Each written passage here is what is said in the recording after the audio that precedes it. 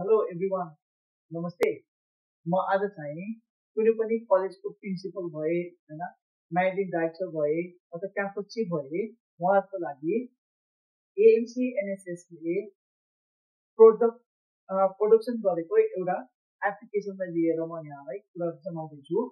यो चाहिँ कस्तो भन्दाखेरि one login CMS college management system भनेर भनिन्छ। यसो चाहिँ के छ भन्दाखेरि एउटा कुनै पनि कलेजलाई डिजिटाइज गर्नको लागि हैन starting right from admission to the accounting and alumni information gathering यो सबै के छ त इन्टिग्रेटेड छ। सो मेन कुरा के भन्दाखेरि यो चाहिँ सबै के हो क्लाउड बेस्ड हो। तपाईँहरूको आफ्नो कलेजमा इम्प्लिमेन्टेसन हुँदैन, तपाईँले जस्ट युआरएल युज गर्ने हो अनि त्यो अनुसार तपाईँहरूको ड्यासबोर्डमा लगइन गरेर तपाईँहरूले काम गर्ने हो। ओके, सो यो हाम्रो जुन कलेज म्यानेजमेन्ट सिस्टम छ वान लगइन सिएमएस छ होइन, हामीले दुईवटा कलेजहरूमा इम्प्लिमेन्ट गरिसकेको छौँ। एउटा ब्रिक्सटन भयो, अर्को अम्बिकेश्वरी मल्टिपल क्याम्पस ओके जुन चाहिँ घोराइमा छ।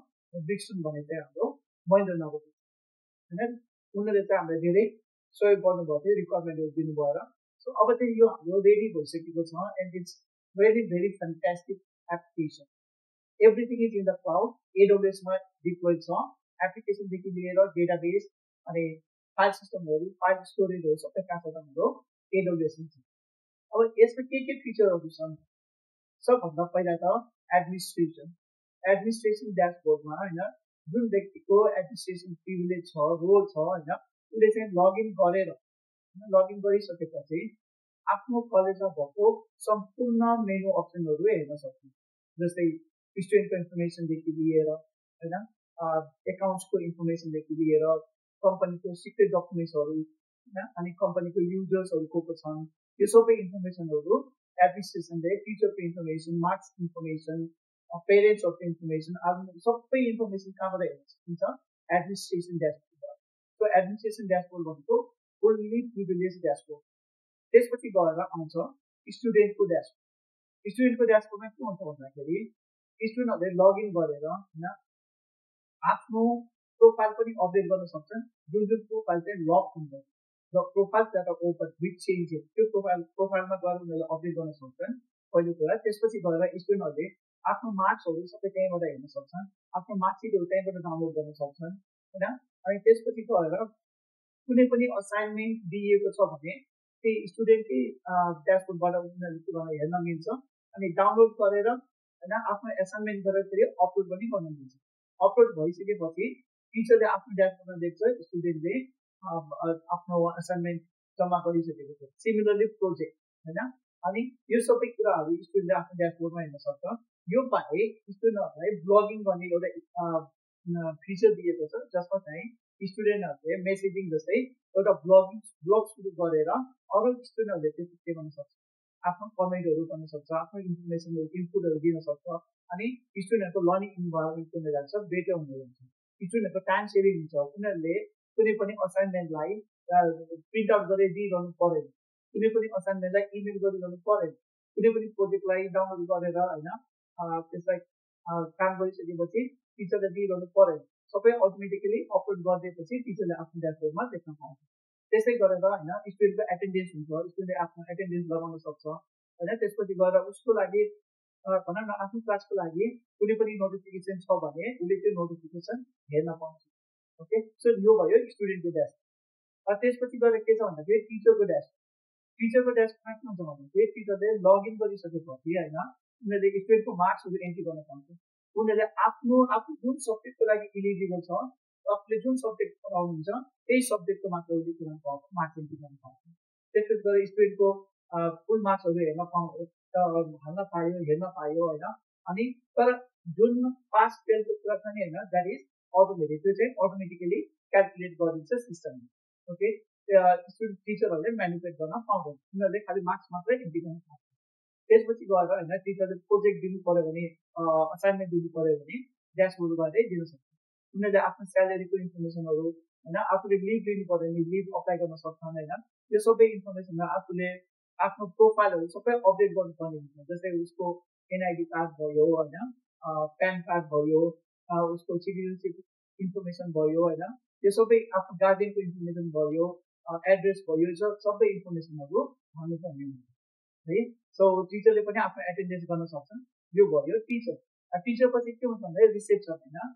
रिसेप्सनमा के हुन्छ भन्दाखेरि इन्फर्मेसनहरू आउँछन्, जस्तै इन्क्वायरीहरू आउँछन् हैन, त्यसपछि गएर प्रोडक्टहरू आउँछन् बाहिरबाट, सामानहरू हुन खोजेको हैन, त्यो सामानको एन्ट्री हैन, प्रोडक्ट रिसिभ हुन्छ हैन, प्रोडक्टलाई अब इस्यु गर्नुपर्ने हुन्छ हैन, अनि त्यसपछि गएर स्टुडेन्टको इन्फर्मेसन अपडेट गर्नुपर्ने हुन्छ, कुनै टिकट रेज भएको छ त्यो टिकटलाई अपडेट गर्नुपर्ने हुन्छ, कुनै रिसिभ गर्नुपर्ने रिसिभ गर्नुपर्ने हुन्छ। यो सबै कसले गर्न सक्छ त रिसेप्सनिस्टले गर्न सक्छ by logging into the reception dashboard है त। अनि त्यसपछि गएर अर्को के छ भन्दाखेरि आलुम्नी ड्यासबोर्ड भन्ने के भन्दाखेरि कुनै पनि पास आउट भइसकेका स्टुडेन्टहरूले लगइन गरेर हैन उनीहरूको इन्फर्मेसन उनीहरूले के गर्न सक्छ हाल्न सक्छ, जसमा चाहिँ स्कुलले कलेजले हैन के इन्फर्मेसनहरू लिन सक्छ। जस्तै अहिले कहाँ काम गरिरहेको छन् हैन, त्यो काममा उनीहरूले कसरी सक्सेस पाए, त्यो सबै इन्फर्मेसनहरू ग्यादर गरेर आलुम्नीबाट ग्यादर गरेर इन्फर्मेसनलाई स्टोर गर्न सकिन्छ। ओके, अनि त्यसपछि आलुम्नीले पनि हैन यदि कुनै मेसेज आउने मेसेज हेर्न सक्छ। सो यो सबै कुरा आलुम्नीमा हुन्छ। त्यसपछि गएर पेरेन्ट्सहरूले पनि लगइन गर्न सक्छ। लगइन गरेर हैन उनीहरूले अहिलेसम्म पेमेन्ट गरेको इन्फर्मेसन हैन, अनि कुन चाहिँ स्टुडेन्टलाई कुन भनौँ न उनीहरूको वार्डले कुन चाहिँ सेमिस्टरमा कति मार्क्स ल्याएका थिए हैन, सेमिस्टर वाइज मार्कसिट प्रिन्ट गर्ने, यो सबै उनीहरूले त्यहीँबाट गर्न सक्छ। जस्तै सर्टिफिकेट अप्लाई गर्नु पर्यो भने क्यारेक्टर सर्टिफिकेट अप्लाई गर्ने त्यहीँबाट अप्लाई गर्न सक्छन्, अनि उनीहरूलाई इमेल गरिन्छ, एप्रुभ भइसकेपछि इमेल गरिन्छ। सो यो सबै के छ त पेरेन्ट्स। लास्टमा गएर फाइनली के छ भन्दाखेरि एकाउन्टिङ हैन। एकाउन्टिङमा के छ भन्दाखेरि हरेक सेक्सनमा यसमा मैले एउटा सिकाएँ हैन, लाइब्रेरी म्यानेजमेन्ट पनि छ।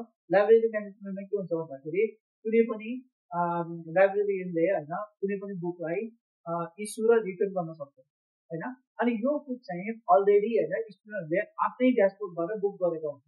अनि यो इन्फर्मेसन चाहिँ कहाँ देखिन्छ, हाम्रो लाइब्रेरीमा देखिन्छ, लाइब्रेरी ड्यासबोर्डमा। लाइब्रेरियनले त्यसलाई रिसिभ गरेर त्यसलाई इस्यु गरेर अनि कुन डेटमा रिसिभ हुनुपर्ने हो त्यो डेट पनि एन्ट्री गरिन्छ। जब रिटर्न आउँछ रिटर्न आउँदाखेरि यदि फाइन छ भने फाइन लाग्छ, त्यो कलेजले जति फाइन तोकेको छ एक दिनको त्यो अनुसार फाइन लाग्छ। यदि फाइन नदिने हो भने रिसिप्सन लाइब्रेरीले म्यानुअली एन्ट्री गर्न सक्छ। यसको लागि चाहिँ हामीले हाम्रो उसमा लाइब्रेरीबाट सबै बुक्सहरूको एन्ट्री हामीले गर्नुपर्ने हुन्छ। ओके, त्यो भयो लाइब्रेरी। एकाउन्टिङमा के हुन्छ भन्दाखेरि हरेक क्षेत्रमा हैन जति पनि फाइनेन्सियल ट्रान्जेक्सनहरू भएको छ हैन, र एकाउन्टबाट जति पनि फाइनेन्सियल ट्रान्जेक्सनहरू भएको छ त्यो सबै इन्फर्मेसनलाई लिएर डेली जर्नल एन्ट्री हैन, डेली भाउचर्स हैन, त्यसपछि गएर ट्रायल ब्यालेन्स सिट अनि प्रफिट एन्ड लस इन्फर्मेसन, यो सबै के हुन्छ त अटोमेटिकली रेडी हुन्छ। हरेक घन्टामा जति पनि ट्रान्जेक्सन भएको छ त्यो सबै ट्रान्जेक्सनलाई लिएर लेटेस्ट इन्फर्मेसन पाउँछ त प्रिपेरेसन हुन्छ। ओके, यो भयो एकाउन्टिङमै नै के हुन्छ भन्दाखेरि जस्तै कुनै पनि एकाउन्ट हेड क्रिएट गर्नु पर्यो भने, कुनै पनि ब्याङ्कको इन्फर्मेसन क्रिएट गर्नु पर्यो भने, अथवा कुनै पनि पेमेन्ट गर्नु पर्यो भने हैन, कुनै पनि रिसिभ गर्नु पर्यो भने एकाउन्टबाट पनि हुन्छ।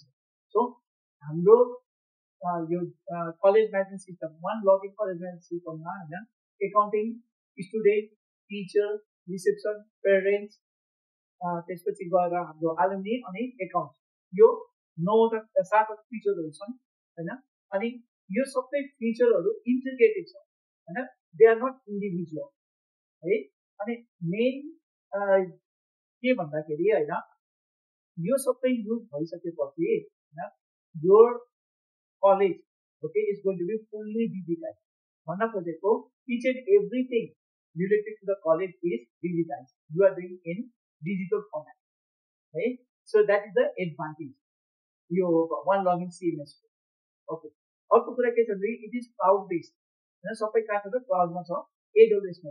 अब एडब्ल्युएसमा हाम्रो डेली ब्याकअप हुन्छ हैन, so chances of data loss is very less and everything is integrated है। तपाईँले एकाउन्टमा काम गर्नुभएको छ भने if that information is to be reflected in admin reflect हुन्छ ओके यदि रिसेप्सनमा भएको कुरा हैन एडमिनमा रिफ्लेक्ट हुनुपर्छ रिफ्लेक्ट हुन्छ जस्तै स्टुडेन्टमा भएको काम टिचरकोमा रिफ्लेक्ट हुन्छ भने हुनुपर्छ भने रिफ्लेक्ट हुन्छ जस्तै स्टुडेन्टले हैन कुनै पनि प्रोजेक्ट गरिसकेपछि सबमिट गर्यो भने टिचरले त्यो स्टुडेन्टले प्रोजेक्ट सबमिट गरेको छ भनेर देख्छ so all this reduces the paper work increases the communication हैन टिचर र स्टुडेन्टहरु टिचर र रिसेप्सन हैन टिचर र हाम्रो म्यानेजमेन्ट हैन अनि म्यानेजमेन्ट र स्टुडेन्ट र टिचर यिनीहरु सबैको बीचमा हाम्रो के छ प्रपर कम्युनिकेसन हुन्छ यसले गर्दाखेरि कलेजमा हैन इफिसिएन्सी बढ्छ हैन students are more motivated in spending their time हैन in studies okay rather than going and printing out the assignments or printing out the project हैन सो यो सबै कुराले गर्दाखेरि एउटा डिजिटाइज कलेज भइसकेपछि it will be a more prosperous हैन अनि more efficient college so I just wanted to tell this one. Thank you very much for watching.